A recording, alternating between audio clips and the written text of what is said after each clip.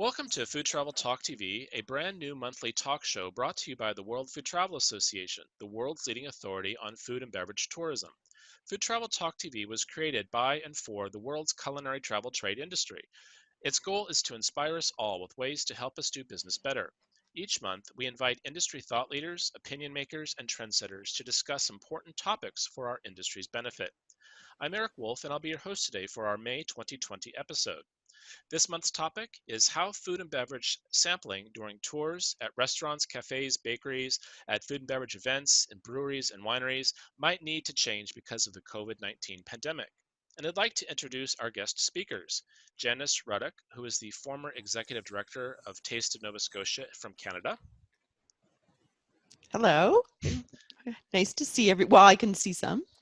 Ewan Henderson, who is a spirits industry consultant who's worked for some major alcohol brands, who's based in Glasgow, Scotland. Hello, everyone.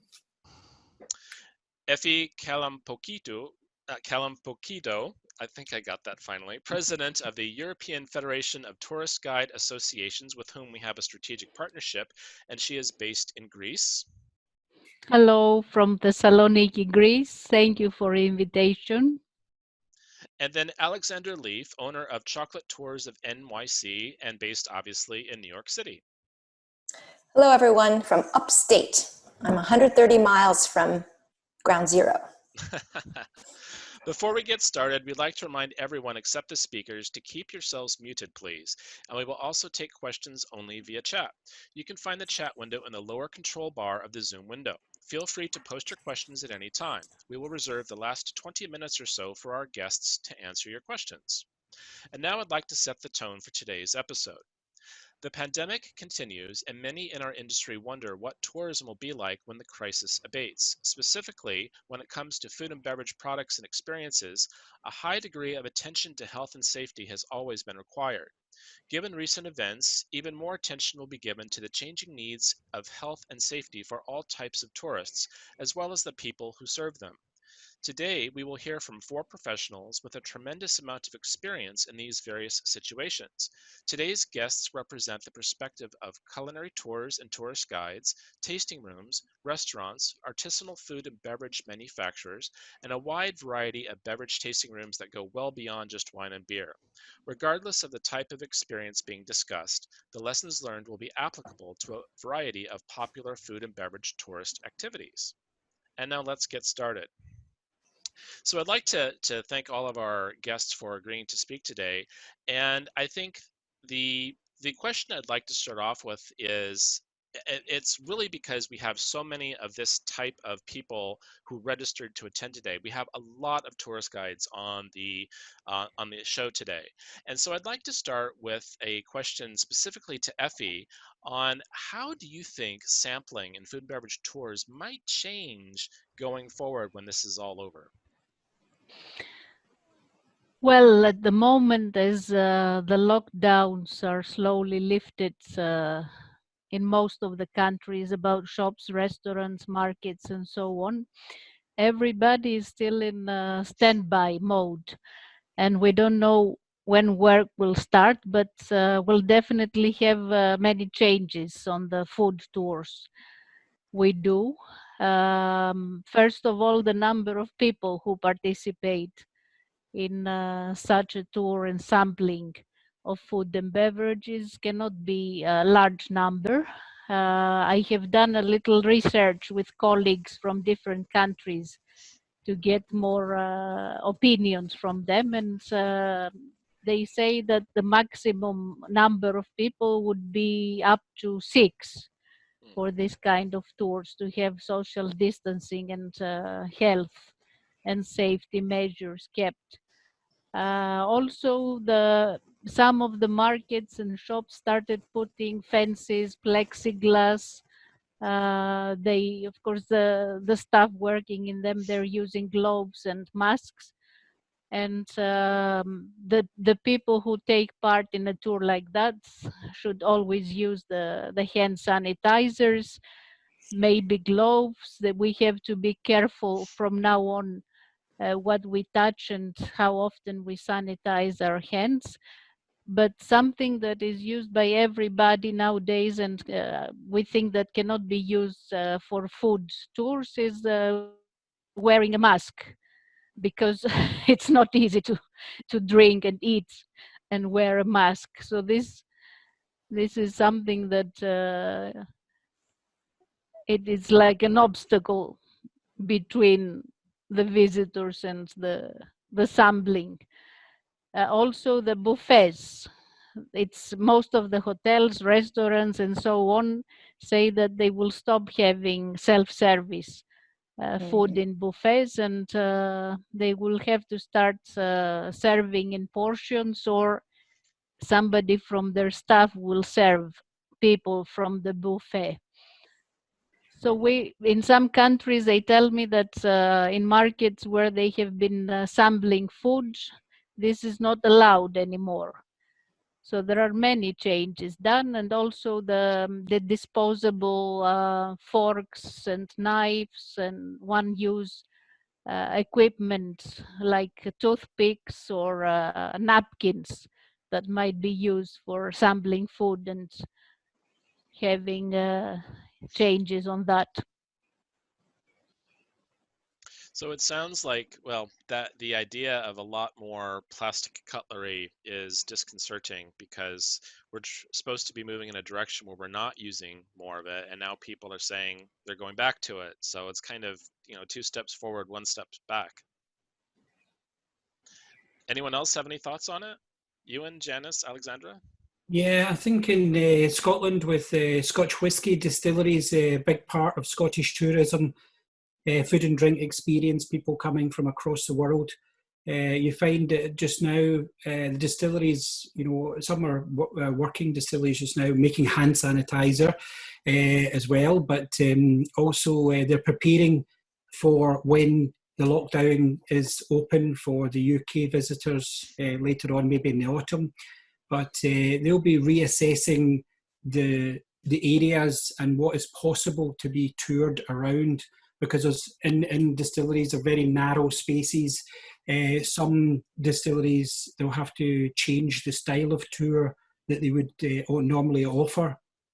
They'll be using disposable plastic cups, because we do like to use fine glasses in Scotch whisky when we do tours, but I think you'll see distilleries moving across to disposable. But I think it's an opportunity as well, if we talk about provenance in Scotch whisky and in produce, that it's an opportunity to use plant-based. There are some plant-based alternatives or compost-friendly alternatives. So I think if your brand is very provenance-based, then I think it's something to consider, because it wouldn't really match to have such amount of disposable products when you're singing and dancing about how you have great sustainability in the carbon neutral business. Yeah, I'd love to jump in. Sure. Effie, I'm glad you mentioned this number of 6, in terms of the size of the tour, because when I was thinking about our conversation today, I was thinking definitely I cannot take my groups of 25, which I hate when the groups are that large, but sometimes that's the group size. And, this is your group, so you work with them. So personally, 6 is a magic number. I think when you can speak to people, it is a magic number. I was thinking, perhaps you could go up to 8, but let's say 6 is the number that you can work with. I was envisioning that people would, between stops, my tours are all done on foot, people would wear masks. Yes, we do see the plexiglass, gloves, all of this. We've already always been using toothpicks if it's cheese samples or something like that. I was even thinking that maybe, you hand a person an individual box of toothpicks, so they're responsible for their own toothpick. The toothpick hasn't even been anywhere. The other thing I was thinking about is, I think that people who sign up for food tours tend to be less sanitation or hygiene freaks compared to others in the population, because it just sort of comes with the territory that there'll be a group of people around whatever the food sample is. But I would think that I couldn't take the tray and pass it to somebody who then passes it down to the, no, there will be like one person in charge. So there's a different kind of monitoring of what happens, similar to what you were saying about the buffet. I think it would be a great idea if there's a kind of a policeman at the buffet, because buffets also are famous for the most unbelievable amount of food waste. So if there's a person there controlling it, they're also controlling portion size. So ultimately, it is more sustainable. And to this point, Ewan, about, yes, sustainability and looking for materials that do correlate to the messaging of a company, I think there are some fantastic opportunities for sustainable-minded cutlery or glassware companies.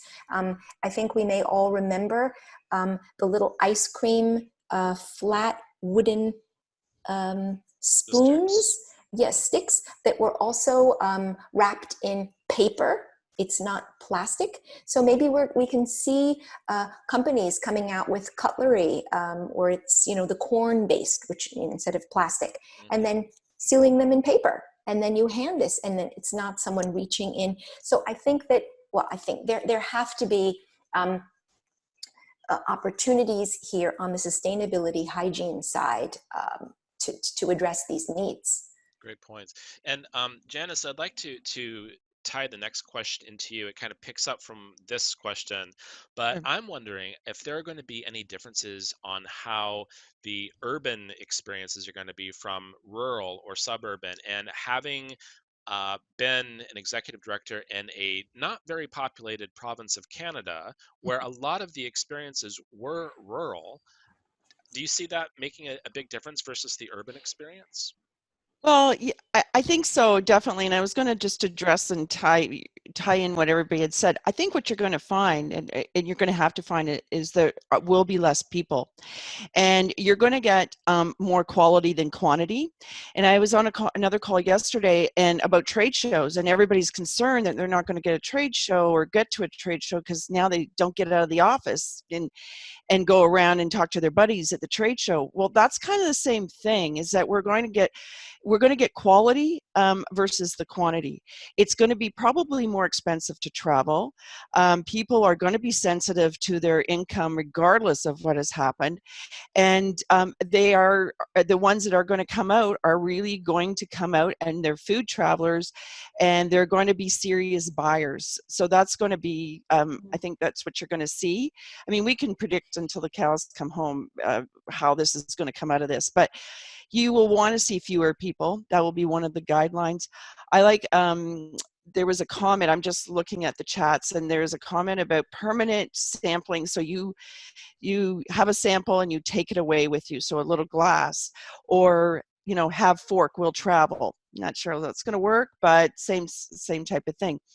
Urban will be more sophisticated, but there's where you're going to find your numbers really fall, because it just will have to. You won't be able to pack these people into sample. And rural is just going to be maybe a little more difficult to get into, a little more work or whatever, so you'll have less people. And again, they'll have to follow the same guidelines. Also, I'm sure that they're going to be coming out with guidelines, ISO certified, their WHO. There will be guidelines coming out about food sampling. And rural did not do a lot of buffets because of quantity and food waste. So you don't see buffets in the rural settings. A lot of the times you'll see plated. Urban, big on buffets, but I'm really kind of hoping that we all reconsider the buffet for many reasons. Many reasons. No one needs to eat that much food. And it's a lot of food waste, and it's heartbreaking. So, Janice, you made me think of something, and I'm wondering if tours are going to be, if the magic number is 6, and if tasting rooms are going to be less populated and fewer people allowed to attend events. What I see coming from this then is a smaller opportunity to make money, which means that you're either going to have to deliver more tours to make the same amount of money you were doing before, or the prices are going to have to go up or something. What's going to happen? Does anyone have any ideas on that? Well, Scotland, if you look at Scotch whisky distilleries, most of them are rural. communities, and so in very remote places, the distilleries. And we've had this ethos for a long time to go and export and travel around the world and create fantastic big brands and what have you. So some of the strategy has to change and, you know, come closer to home. So the idea would be, I think, some companies and distilleries, breweries in Scotland, gin distilleries and what have you, will be looking at how they can bring people in with the storytelling through a lot of video and digital content, but also to upsell through merchandise. So I travel the world for a living and spend a lot of time in different countries, and I could probably sell as much merchandise as I can Scotch whisky. So, you know, there is about creating, whether you're a local B&B campsite, what have you, a venue, a place, or a distillery, or a cheese maker, creating that brand in a rural setting, and then building that brand and using different revenue streams. So it could be some pivoting in your business to gain the revenue streams that you're looking for because of the drop of the footfall. As far as cities and urban areas are concerned, I live in Glasgow in Scotland, and I can see even today when I was in a run that they're spending money, the council are spending money on cycle lanes. So, you know, where to look at for growth areas are where money is being spent and invested. So if there's going to be more cyclists, or the plan of more cycling in cities, then, you know, if you have a small food and drink business, maybe you can align yourself towards some of this new investment, you know, so cycle friendly, or food to go convenience that city people are looking for. So this is an opportunity. So artisan foods producers, you know, going to that more kind of food to go experience. So you have to find another revenue stream to get yourself, you know, because of the footfall issues, you know. Anyone else have any thoughts on that? Because I mean, we're all in this to ultimately make money at the end of the day, and if our income is cut in half or by 75%, then what's the point, right? I think it's looking at the models too, the business models, where the money is. Like, is there any place you can take and look at it more efficiency? I think that's it. It's just going to have to look at those types of opportunities. Yes, maybe the costs will go up, and yes, that's a difficult pill to swallow right now, as everybody is in, you know, facing one form or another economic, whether it's nervousness or hardship or whatever, you know. So I think it's, you know, looking at the costing models. But I will, you know, I'm confident of one thing. I'm really, really confident of this, that people are not going to stop traveling, and they're not going to stop food experiences. They are not going to stop that. It's just a matter of what's it going to look like on the other end. Yeah. And there's still, I mean, I have a call this afternoon with somebody that's just raring to get out of the gate to go to France and Belgium and the Netherlands. Like, can't wait. You know, so there's a lot of pent up demand, but I don't think the traffic is going to be the issue. It's how you're going to control the traffic and how to make money out of it. I think that the costs will have to rise, because if we start talking about sustainable cutlery and straws and glasses and recyclable ones, Yes. it will be more costs added on the tour. But I think that the majority of the colleagues and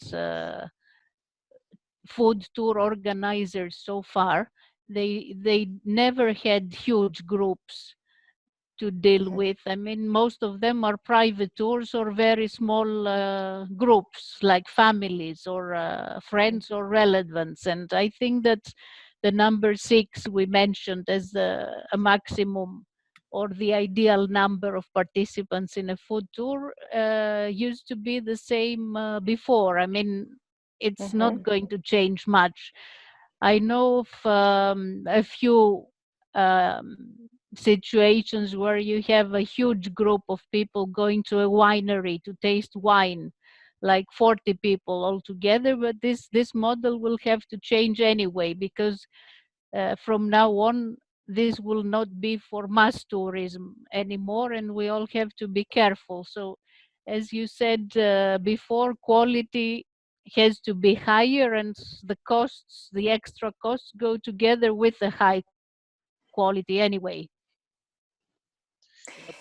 Yes, Go ahead, Alexandra. and yeah, just to the point about hygiene, I think we can probably look to, let's say, other institutions that would create hygiene standards. I'm just thinking that sampling of cheeses or meats or something like that for a group is not all that different than the customer who wants to try, 2 of those sheep's milk cheeses before deciding which one to purchase. So the cheesemonger has to be equipped with some sort of, I wouldn't say personal protective equipment, but there has to be a mechanism to safely hand that piece. So for the purposes of the tour, it's like that sanitary protocol, but just for a group. So I think that there will be assistance, let's say, on safety measures. What we evolve may be better than theirs, but together, I think that there can be a synergy of looking at, what the shop is employing, let's say, as the way. Well, we will cut these up and give them to you on a platter, and that has a piece of saran wrap or a piece of paper, something. It's something that we would work in tandem with the shop. I wonder if we need to really consider a paradigm shift in who our customers are coming from. We're talking about food and beverage tourism, but a lot of people have hypothesized that the increase, or when travel picks up again, it's going to be local and regional travelers mostly to begin with. So I'm wondering if let's start to talk a little bit about consumer confidence, and I'm wondering if customers are going to start trusting local producers and businesses more than international imports. And I'm wondering, what could these smaller food and beverage businesses do to foster a new type of trust or a new type of customer?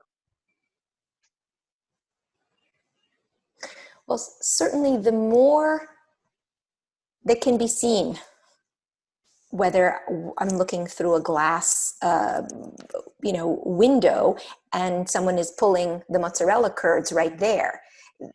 The closer the guest is to the production, there is greater confidence, I think.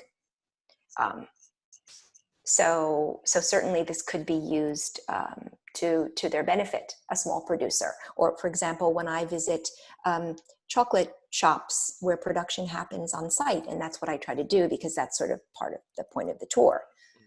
And then they can see where, these are your tempering machines. This is where we store our molds. And the person is there all very well, whatever, gloves, masks, however. And then the guest sees, oh, they're really practicing very, very good hygiene here. So I feel comfortable about this. Whereas you go into another store and the bonbons are just right there. You don't know anything about the production practices. I think that the confidence by the producer or the business has to start from the promotion they do to sell their product. I mean, before the client buys the product and before they go to the shop or to the farm or market or anything, the promotion that they do to show that they are following all healthy and safety measures in their place. And then the second stage is for the guide to inform them about these measures before they go to the place again, to say that this is taken care of, that this is certified, this is clean, and we have tried it before, and things like that. And then when he sees what Alexandra says with their own eyes, presented, that the staff is wearing gloves and mask and everything is clean and wrapped, and we don't have any health issues. So after that, they will promote it themselves, and there will be more customers. But about the small businesses and shops, I think that they will attract more visitors now than the big ones, the big companies and the ones who work with mass tourism, because according to my colleagues' research, the small producers and the small shops are the ones who are going to be to make people feel safer, I think. Even if if they are not really safer, people will go to the small producers. This is what the opinion I got from colleagues is. Also, the smaller producers are more dependable. What they're finding right now is the big factory farms and the big processing plants have disrupted the food supply. So it's, they've just gotten so big, and there's been so much. So I think it's, there's a story definitely to tell about smaller producers, more consistent, more dependable. But at the same time, I think it's going to have to be really, you see the window, you see the plexiglass, you see it at a certain point in time, but I don't know what happens when we leave. I don't know what's going on. So there's going to have to be a whole delivery of confidence that the business is in the business to keep people safe and to have good products. So I think that's going to be almost I don't want to say marketing, but the floors are going to have to be continually spotless. Garbage is always empty. Like there's all these cues that you see that going, okay, they're paying attention. So there's going to be definitely the small producers, I think, are there's more consciousness right now about, I think I'm more confidence in a small producer than a factory farm or a factory processor someplace. So, it's going to be just, I think there's going to be a lot of work done in that, and there will be more guidelines coming out from governments, more information, and you'll want to look for that person that's following every rule. May I mention two other big changes that tourist guides are talking about all over the world lately? One of them is that the guides have to start using the whisper system and headphones in all kinds of tours, not just food tours, all kinds of tours, because you speak closely to the client. If it's just two persons you're guiding, it doesn't matter, because the viruses can go easily across your face, and instead of keeping meters or many feet away from the client, you can use the whisper system everywhere. And the other big change will be that people will start avoiding the use of transportation of any kinds of vehicles to go to tours, like taxis, minivans, coaches. Any kind of transportation will be avoided. So the easiest to do a food tour will be on foot. So we have to find places which are close to each other in a walking distance, so we can visit shops and markets and producers on foot. I wonder what's going to happen with the open air markets and festivals and events. I mean, you talk about a wine festival, a beer festival, a whiskey festival, the farmers markets. Are they going to control numbers, or how is that going to work? Well, that's a big challenge, and it's part of what my world consists of, traveling the world to do with festivals around the world. And, in the short term, just now, it's all cancelled, everything, and it's going to take a long time. I think the large festivals will not be sustainable. There'll be smaller gatherings in general.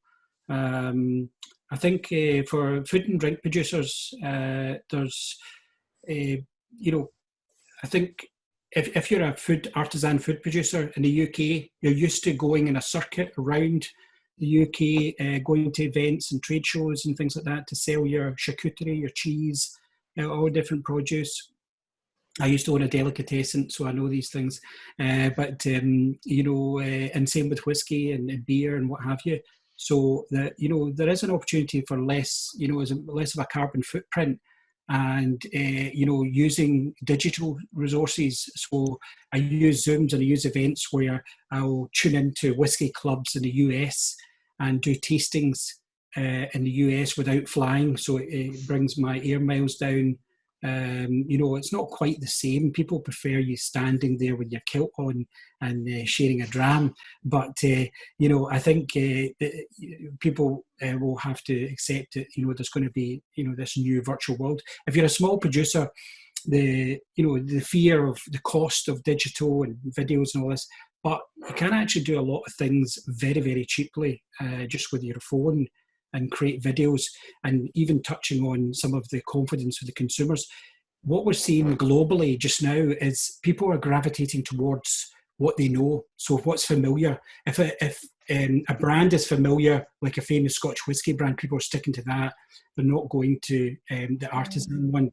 But that will develop over time. So you need to, if you have a small producer, you need to raise your voice online and create videos, create content, and show that you are you have all these health and safety in place. So come and visit us, geotag, really boost your presence with video, whether it's you can do seminars, webinars, cheese making courses, various things that you would do with small groups of people is bringing it further online. But I think the big gatherings, it'll be difficult to see them come back. You're seeing just now some small things where they're trying to do drive-in movie nights and things like that, whether they'll do a drive-through or cycle through even farmers market type experience. I'm not sure whether what's viable, but I hope there is going to be some creative.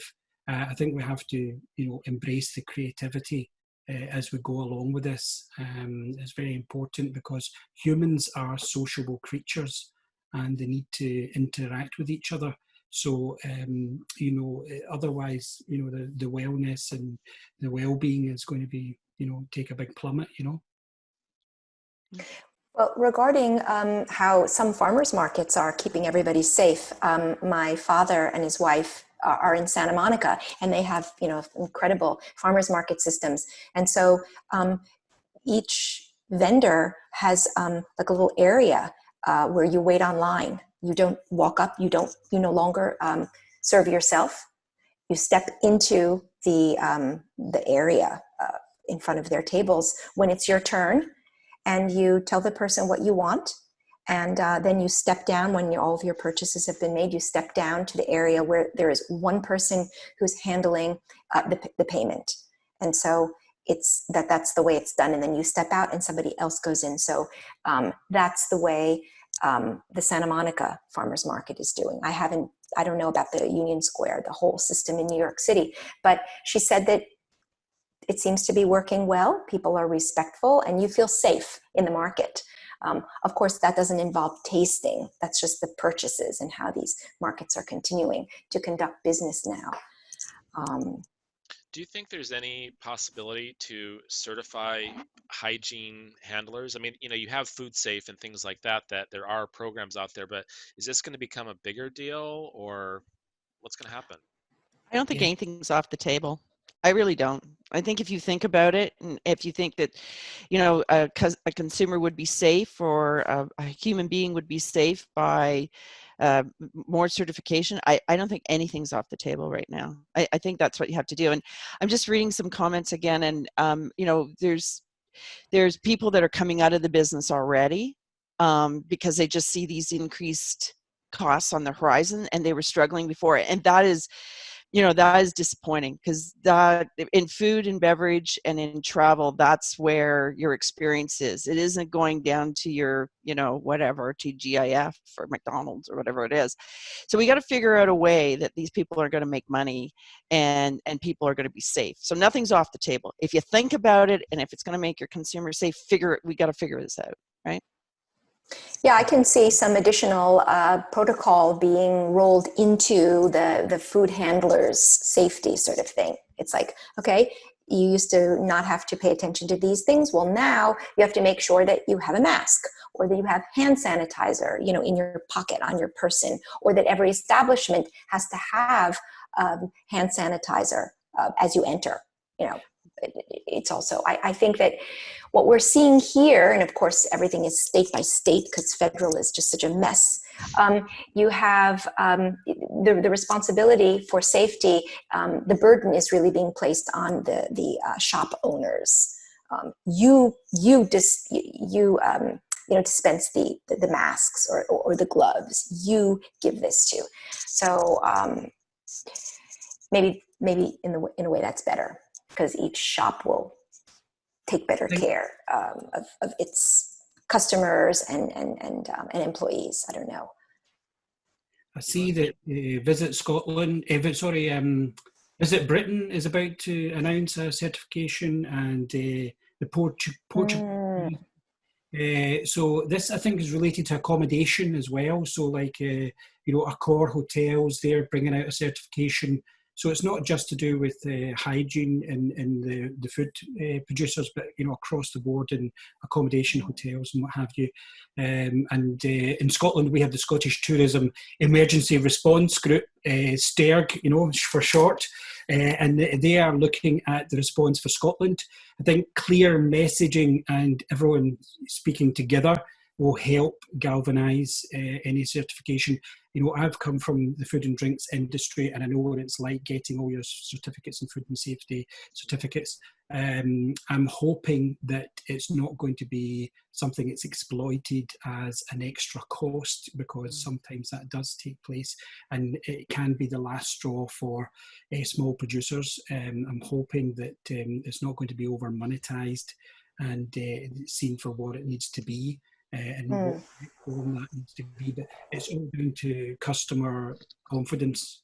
So if people see, a green tick that this hotel, is spotless or what have you, then I think some certificates do need to go into place, but not at any cost. Not at any cost. It's, I don't know. It's well. Let's look at some of the positive things that we've been seeing out there. Have you all heard about the Dutch restaurant that has these miniature greenhouses that accommodate 2 people? That's a charming way to dine. It's different. It's a little alarming when the servers come out wearing all of the, pandemic paraphernalia. You think you're in the movie Outbreak, but it's a clever idea. But at the same time, you have independently owned restaurants that are going to have to face new realities. What happens when, have you ever been in a restaurant where they said, well, I'll bring you a taste of that? How is that taste of wine, of soup, of whatever, olive oil, how is that going to be brought to the table? So I'd like to hear from our experts here. What kinds of positive things have you seen, or what kinds of negative things might you be seeing in a food service type situation, or factory tours, anything like that? So distillery tours, they'll probably be with less people, smaller groups, and it'll be probably a little bit more self-serve. If you go to the Macallan distillery tour, it will be a wide open space and people spaced out, and the whiskey will be poured for you, and you'll go and pick the whiskey up and then dispose of it. So it'll be quite clean. But yeah, I mean, when it comes to food, I used to own a restaurant as well. We used to always, sampling and things like that. So it's going to be a big challenge as far as trying to approach these kind of things. There's a lot. I think it's interesting to embrace all these ideas with creativity, because I saw some ones in Berlin with the guys with the foam hats on, and there's a robot in Spain just now. They're at the bar. They're going to do a robot pouring beers and stuff like that. So there are some quirky ideas. The mannequin in the US I saw today. Mannequins in the restaurant, but you've got to embrace the creativity and see how it goes. I think it would really need to be controlled in certain ways, because in the liquor industry, liquor to lips works. So if I pour you a wee dram of whiskey, there's a good chance you'll buy it. So it's the same whether it's olive oil or, an artisan bread or some chocolate or cheese or what have you. So it does work, it does sell. So I think it's something the producers have to, work. But are we overreacting? I mean, if a guest is in the restaurant anyway, and they're breathing the same air as everyone else in the restaurant, and we're talking about how we're going to get them a sample of whiskey, wine, olive oil, butter, whatever it is, everyone at the restaurant is already at risk from that person being there. So is this just a moot point? Are we overcomplicating this?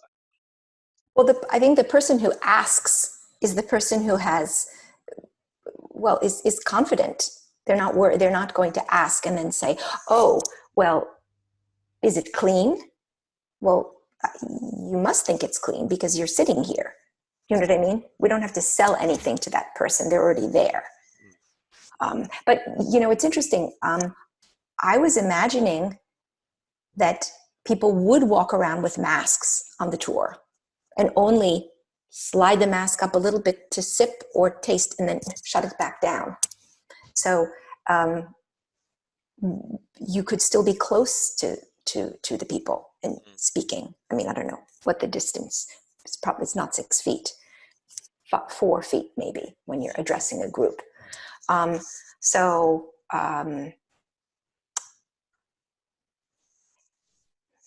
Well, there's something that's being worked on about this. We have a strategic partner, a new one. It's the World Federation of Tourist Guide Associations. So whereas FE represents the European Guide Association, this other organization is worldwide, and they're working on an international health and safety protocol for tourist guides, which will include culinary tours and tastings, and they're hoping that it will be presented to the UNWTO for adoption. Effie, are you familiar with what Alushka is working on with this? Yes, we were informed by the World Tourist Guide Association a few days ago. They are drafting a protocol, and we were asked to give our input to the colleagues. So when we receive the drafts, FEG members, our members and our executive committee will try to help with this as we collaborate in common issues with the World Federation. I think it will be very useful not just to tourist guides, but also to the tourism industry, to the travel agents, the tour operators. So if it's adopted by the World Tourism Organization, that will be even better. So it becomes more publicity for it. Well, it's certainly something that we can help to promote. I think it's not really in our mandate to develop something like that, but I think it's in our mandate to certainly promote a solution that the industry arrives at. So we're happy to promote that. We're starting to get some questions in, and one question, everyone's favorite: what's going to happen to toilets? Yes. May I say, I've been listening to the previous speakers. If we have to be extra careful or not, if any of us has ever been to a cruise ship with all kinds of viruses before, like norovirus or gastric problems and all these things that we can see for years now, people always had to be careful when they go to the toilet, when they touch the handles, when they come in, go out of the ship, and people have been chased with a sanitizer gel all the time. So many cruise ship clients are very used to that for years now. So this is not something new. And if we all try to remember these things, when we touch the handle of the toilet door, when we flush the toilet, when we wash our hands, not to touch anything. So this becomes like a habit. It's not that we have to be terrified or panicked about it, but we just have to be careful. I think you also see some contactless options, being made just now with doors where you can use the door with the foot. You can press the foot rather than the handle.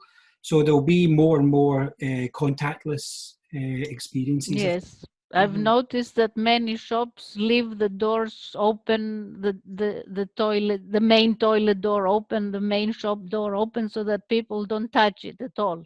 Mhm. Good. Mm. It's interesting. Another thing to think about, and this ties into another question, is that when people start putting their tours together again and the tours start going again, that some of the stops, either restaurants or even the producers themselves, won't be in business anymore. So what's going to happen? Is it new opportunities, or is business going to consolidate and more people are going to the surviving businesses? What's going to happen with that? I think it's all of the above. And I think you're going to have consolidation, but you're also going to have people that are going to come out of the gate. And I've been on calls with them, and they're looking how to innovate, and they're looking how to do something different. And they see this as huge opportunity. So I think you're going to have all sorts of. I hope we don't. You know, we will lose some. That's a guarantee. They're already gone. I mean, they were just hanging on, but there are others that hopefully will see the opportunity. We won't see it today. They're not starting up today. You're going to see it in a few months down the road that, you know, there's going to start to be that void. It's just, you know, it's economics, market economics. There'll be a void and people will come in and, you know, they're not fatigued. They'll be energized. They'll want to do it. So it will continue on. The factor is though that to continue on is people have to get out of their houses first, and then you're going to start to see things move, some bad, some good. But until we get released in Canada, we're not released yet. We're still sitting here. House It goes arrest. province by province. You know, Ontario, we're very conservative, so you know we'll be here for a while. But yeah. So. I mean, I've seen some. Sorry, Ewan, go ahead. Oh, Ewan, go ahead. Sorry, I was going to say in Scotland, seafood is an opportunity for change the supply route to market, for instance. So I know some people in the industry quite well, and some people who weren't doing so well, but actually doing slightly better. And there's a slight pivot to what they're doing. So, you know, the restaurants and what have you are all closed in the UK and in Scotland and what have you. But there's other routes to market, and it's direct to consumer. So some seafood producers are actually teaming up with delivery companies like Deliveroo and what have you. So you get seafood direct to the door. So I think there's a smashing opportunity in Scotland because, you know, a fantastic country of food abundance that we have. But the routes to market quite often, they go straight off the pier and straight into trucks and then on flights to the other side of the world. And it would be nice to see some of that stay in the local area. So there is an opportunity for companies to pivot and adjust during this time. So fingers crossed some of that happens. Well, that ties in directly to what we were saying before about should these companies be really reconsidering who their customers are. You know, maybe it's not going to be tourists in the next 1 to 2 years. Maybe it's going to be those local residents. And for every person who is upset that their best products, oysters, apples, whatever, are exported, you're going to get to enjoy them locally now, right?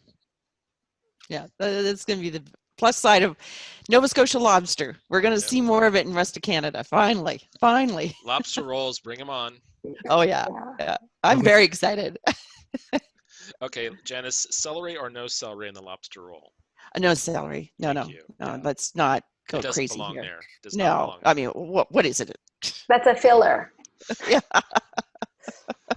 Oh, yuck. So are there any other Eric, good things? may I? Yes, Effie, please.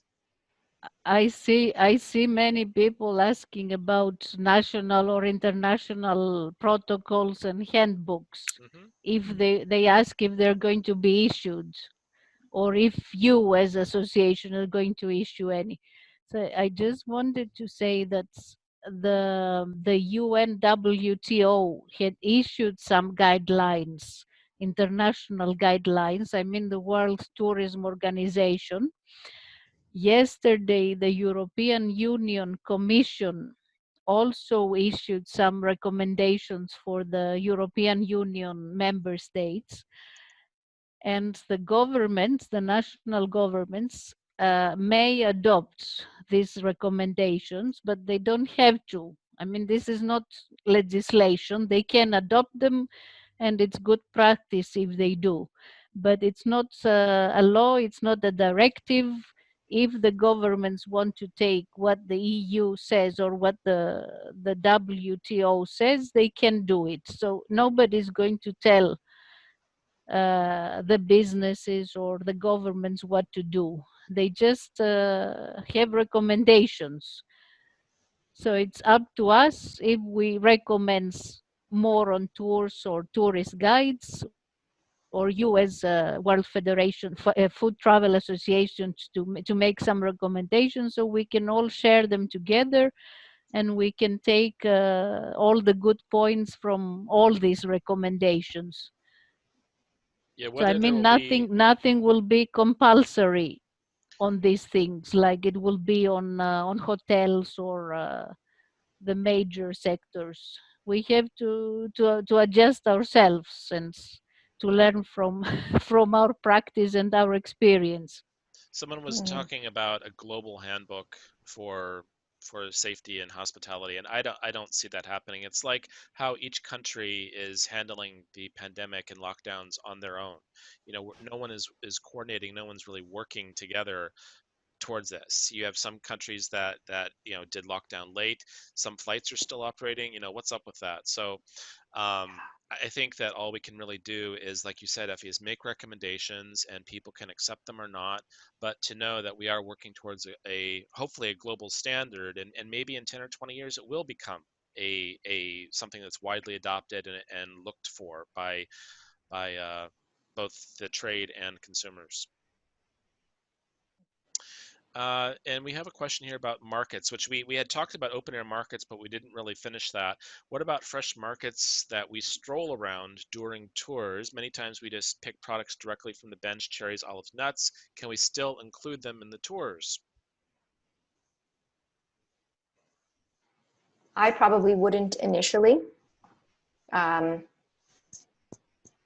because you don't want to make, if one person feels uncomfortable on the tour, that's already too many. Yeah. So, and I think managing expectations right at the get-go. Like, don't, if you are just manage them and say, look, there will not be any tastings of fresh product, so it's just so it's not a big surprise when they show up and they look around and go, oh, well, But why if can't I people are have a paying sample? for a food tour and you're saying no samples, that's kind of, Right. Well, depending on how the samples are yeah. managed, right? And I think this one was about fresh, like cherries and different things. So, yeah, I think it's definitely managing expectations. In Scotland, there's the markets won't be open for quite a while now. Some of the markets are run by councils, and they'll be very nervous because of insurance and what have you. So I think it will take a bit of time to come back for that. There are some businesses that represent different producers, like delicatessen style, bigger style, we can walk through. So maybe there's an opportunity for, when they start to open back up again, that to start with that before the open air markets open. For that might be the direction of travel. For what's happening in Scotland, for instance. I wonder if more markets will actually go online, where people try to do either individual delivery, so the farmer's still selling produce or whatever, but they're doing deliveries in neighborhoods, or people will be doing more things through local couriers or whatever. Yeah, probably a combination of the two. We have the community supported agriculture, the CSAs. The person knows, they subscribe. They're a subscriber to that farmer. So that farmer comes every Wednesday at 6 o'clock to a specific location, bringing those goods. I can see CSAs growing, but that's something separate from tourism. But what I just wanted to go back to the idea of, picking cherries or not. What about the question of spontaneity? It's hard to be spontaneous with a large group. So theoretically, we could be more spontaneous with smaller numbers. But it's hard to be spontaneous during COVID. So we sort of have to go back to a system where I mean, maybe we know this very small organic farmer, and those strawberries we know are fine, or they're as hygienic as we possibly can imagine that they would be. I mean, even pre-COVID times. So I always think of my tours as highly curated experiences. And so there isn't a lot of spontaneity. Maybe spontaneity in a product. It's like, oh, you do have the almond croissant after all, fantastic. I had planned, just the pain au chocolat. This is great, but it's still in the same, with the same baker that I know. And I've been to the bakery and whatever. So, and I think that hopefully the person who's on the tour trusts me or trusts the company that I'm working with. But so I think we have to be less spontaneous now. So we're not just picking up those cherries, but if it's strawberry season and it's all pre-planned and they have, 2 little baskets that they have set aside, and the people see that, oh, it's here and it's been wrapped up in a bag or something like that, they'll trust it. But just to go up to a stand at a market and they look good, but I really don't have a relationship with that farmer, that I wouldn't do anyway. Well, I've been consulting colleagues about this, and most of the colleagues think that street food or picking up cherries and nuts and things like that from open air markets will not be done anymore. Even if they are clean, people will feel more comfortable when they see something packed or wrapped up, even if it's not cleaner than the other one, Right. which is open. It's psychological. They will have more confidence if they see something packed. So probably we'll have to stop going to open markets and tasting things. And in some countries, they tell me that it's not allowed anymore to sample things in the streets. Okay. Before we need to start wrapping up soon, but before we do that, I have a final question for each of our speakers. But I would also like to let everyone attending today know that next month, on Monday, June the 15th, is our next Food Travel Talk TV. And next month, we're going to be really drilling down deep in the whole idea of food and beverage festivals and events. So if that's something that's of relevance to you and interest to you, make sure to mark your calendar for the same time on Monday, June the 15th. Okay, final question for each of our speakers. What is the one takeaway that you would like to leave the audience with today? The one top level idea that you'd like to share? Ewan? I think, for small producers, speaking to small producers, because I've dealt with them for so long, I now work in Scotch whisky industry, which is fantastic brands and been very, very successful around the world. I think there's an opportunity to ride on the shoulders of giants. So as we go through this very, very difficult, turbulent time, there's opportunities for smaller producers to be able to get seen more, use their niche, really own what their area is, what their produce represents, and get into the storytelling in a big way, bigger than they were before, and dive in. If you look, for instance, in Scotland, a lot of the tourism comes from down south in England, and they go to the same place every year. So, to bring out new stories and ideas, and if you have a distillery that's near you, a brewery or something that's near you, maybe they've got a bigger audience and you can share, collaborate and do some tastings and pairings and collaborate and get to know your neighbours. There's many parts of my country where people don't actually know there's a sustainable packaging company along the road from them as a neighbour. So it's quite strange, because I'm from Glasgow, but I work in Ayrshire, and I see this quite a lot where people don't even know their own company neighbours. So there is an opportunity to get to know your local community a lot more. Try and grow together. We say in Scotland, gang together, Robert Burns. So I think there's an opportunity to do that. And I would up the merchandise as well. Maybe you have to adjust some of your offerings, and look at the Scotch whisky. They make sanitizer. You're going to be buying in the distillery a bottle of whisky now and a bottle of that brand's hand sanitizer now as well. Will they have whiskey flavored sanitizer? No, but I mean it'll be part of the they'll use it in marketing, and it's a bit of fun. So I think there's a lot to be learned. The food producers can learn from how the whiskey people have been very successful in time. So I think there's great opportunity. You don't have to spend a lot of money. You can do a lot of video and show your sanitization, show your health and safety regimes, and win that confidence back, and get yourself out there. That's what I would say.